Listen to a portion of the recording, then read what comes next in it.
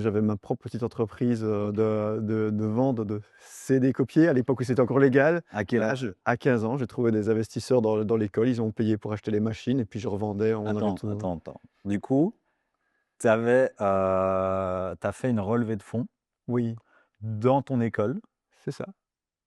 pour pouvoir récolter de l'argent. Donc ça se passe comment? Tu arrives, parce qu'il y a pas internet, tu peux pas avoir, tu pas un truc pour relever de fonds. Tu es arrivé dans ta classe et tu as dit: «Les gars, qui veut investir?» C'est ça. Ouais, ouais, j'ai trouvé les gens, j'ai investi, on a acheté les machines, on a commencé à faire ça, puis après j'ai trouvé des gens qui vendaient dans l'école et puis dans les autres écoles et on C'est un avait peu créé c'est un travail de dealer ça?